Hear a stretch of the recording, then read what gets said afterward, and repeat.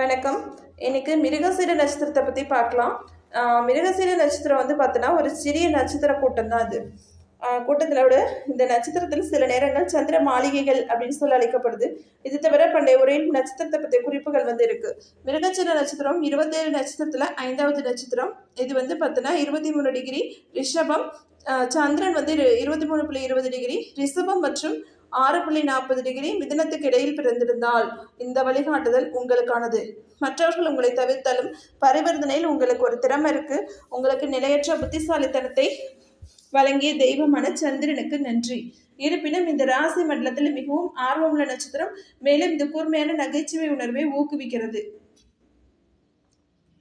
அடுத்தது இந்த மிருகசீர நட்சத்திரம் வந்து பார்த்தீங்கன்னா மென்மையான பயணமோ அல்லது கடினமான பயணமோ மிருகசீர நட்சத்திரக்காரங்களுக்கு என்ன இருக்குது அப்படின்னு சொன்னால் இந்த வருஷத்தில் பார்த்தோன்னா உடல்கள் உங்களுக்கான என்ன திட்டமிட்டது அப்படிங்கிறத வந்து வெளிப்படுத்துவோம். அடுத்த ஆண்டு உங்கள் தொழில் மற்றும் வணிகம், காதல் மற்றும் உறவுகள், நிதி மற்றும் ஆரோக்கியத்தை இவ்வாறு பாதிக்கும் அப்படிங்கிறதையும் பார்க்கலாம்.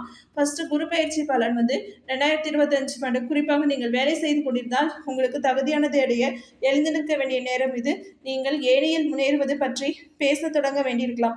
குரு உங்கள் ராசியில் செஞ்சிருப்பதால இந்த ஆண்டு உங்களுக்கு பதவி உயர்வு கூட கிடைக்கலாம். உங்கள் தற்போதைய வேலையை விட்டு வெளியேற முடிவு செய்தால் நீங்கள் தொடர்ந்து முயற்சி செய்து இன்னும் சிறந்த ஒன்றை கண்டுபிடிக்க வாய்ப்புள்ளது. இந்த காலங்கள் அனைத்தும் மாற்றத்தை பற்றியது. மேலும் இது உங்கள் தொழில் வாழ்க்கையின் உச்சத்தை தொடுவதற்கு பெரிய வாய்ப்பாக இருக்கலாம். வணிகத்தை பொறுத்தவரை இந்த ஆண்டு 2025 ஒரு பிரபலமான வணிக நபரிடமிருந்து நீங்கள் உண்மையில் ஊக்கத்தை பெறலாம். இது வந்து உங்கள் தொடக்கத்திற்கு ஒரு திருப்பு முனையாக கூட இருக்கலாம். அடுத்து 2025 வணிகத்திற்கு மிகவும் சிறப்பாக இருக்கும்.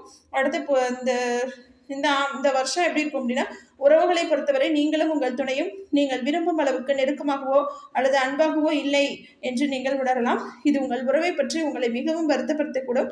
எனவே உங்கள் துணையுடன் முடிந்தவரை அதிக நேரம் செலவிட முயற்சிக்குமாறு வந்து சொல்கிறோம். இதனால் உங்கள் உறவில் நீங்கள் மிகவும் திருப்தி அடைவீர்கள். உங்கள் தனிப்பட்ட வாழ்க்கையை பொறுத்தவரை ஒரு புதிய குடும்ப உறுப்பினர் வருவதற்கான வாய்ப்பு இருக்குது. மேலும் உங்கள் உறவில் பணியாற்றவும் ஒருவர் நன்கு புரிந்து கொள்ளவும் ஒரு நல்ல நேரமாகவும் இருக்கலாம். அதாவது 2020 இந்த வருஷத்துக்குள்ளற விஷயங்கள் உங்களுக்கு சாதகமாக தொடங்கும்.